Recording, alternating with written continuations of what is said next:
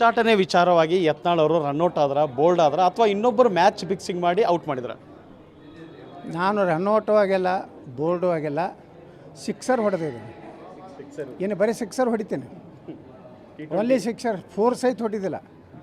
ಹಾಂ, ಹೆಂಗೆ ಗೆಲ್ಲಬೇಕಂದ್ರೆ ಸಿಕ್ಸರ್ಲೇನೆ ಗೆಲ್ಕೊತ ಹೋಗೋದು. No four no single. ಹಾಂ, no four no single, no double. ಹಿಂಗೆ ಎರಡೆರಡು ಸಲ ಹಿಂಗೆ ಓಡೋದು ಇಲ್ಲ, ಹಗಲೆಲ್ಲ ಓಡಾಡೋದು ಇಲ್ಲ.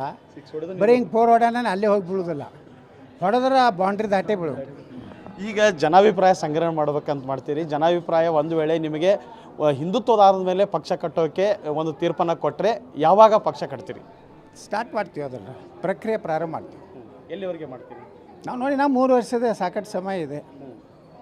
ಇನ್ನು ಅಲ್ಲಿವರೆಗೆ ನಮ್ಮ ಬಿ ಜೆ ಪಿಯವ್ರಿಗೆ ಬುದ್ಧಿ ಬಂದು ಎಲ್ಲ ನಾವು ಯಡಿಯೂರಪ್ಪ ಕುಟುಂಬದಿಂದ ಹೊರಗೆ ಬರ್ತೀವಿ, ಹಿಂದುತ್ವ ರಕ್ಷಣೆ ಮಾಡೋರನ್ನ ನಾಯಕತ್ವ ಕೊಡ್ತೀವಿ, ಅಡ್ಜಸ್ಟ್ಮೆಂಟ್ ರಾಜಕಾರಣಿಗಳನ್ನ ದೂರ ಸರಿಸ್ತೀವಿ ಅಂತೇಳಿ ಬಂದರೆ ನಾವು ಯಾವುದೇ ಮುಂದಿನ ಹೆಜ್ಜೆ ಇಡೋದಲ್ಲ.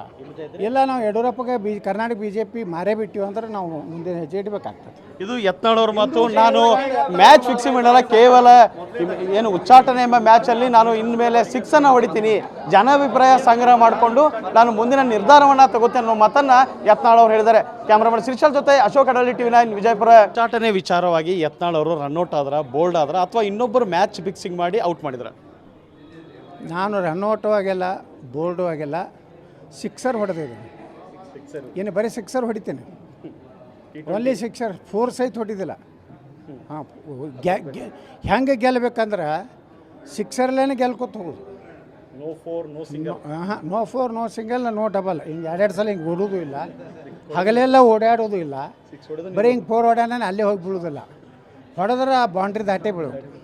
ಈಗ ಜನಾಭಿಪ್ರಾಯ ಸಂಗ್ರಹಣೆ ಮಾಡ್ಬೇಕಂತ ಮಾಡ್ತೀರಿ. ಜನಾಭಿಪ್ರಾಯ ಒಂದು ವೇಳೆ ನಿಮಗೆ ಹಿಂದುತ್ವದ ಮೇಲೆ ಪಕ್ಷ ಕಟ್ಟೋಕ್ಕೆ ಒಂದು ತೀರ್ಪನ್ನು ಕೊಟ್ಟರೆ ಯಾವಾಗ ಪಕ್ಷ ಕಟ್ತೀರಿ?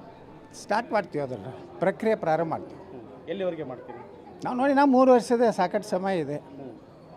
ಇನ್ನು ಅಲ್ಲಿವರೆಗೆ ನಮ್ಮ ಬಿ ಜೆ ಪಿಯವ್ರಿಗೆ ಬುದ್ಧಿ ಬಂದು ಎಲ್ಲ ನಾವು ಯಡಿಯೂರಪ್ಪ ಕುಟುಂಬದಿಂದ ಹೊರಗೆ ಬರ್ತೀವಿ, ಹಿಂದುತ್ವ ರಕ್ಷಣೆ ಮಾಡೋರನ್ನ ನಾಯಕತ್ವ ಕೊಡ್ತೀವಿ, ಅಡ್ಜಸ್ಟ್ಮೆಂಟ್ ರಾಜಕಾರಣಿಗಳನ್ನ ದೂರ ಸರಿಸ್ತೀವಿ ಅಂತೇಳಿ ಬಂದರೆ ನಾವು ಯಾವುದೇ ಮುಂದಿನ ಹೆಜ್ಜೆ ಇಡೋದಲ್ಲ. ಇಲ್ಲ, ನಾವು ಯಡಿಯೂರಪ್ಪಗೆ ಕರ್ನಾಟಕ ಬಿ ಜೆ ಪಿ ಮಾರೇ ಬಿಟ್ಟಿವಿ ಅಂದ್ರೆ ನಾವು ಮುಂದಿನ ಹೆಜ್ಜೆ ಇಡಬೇಕಾಗ್ತದೆ.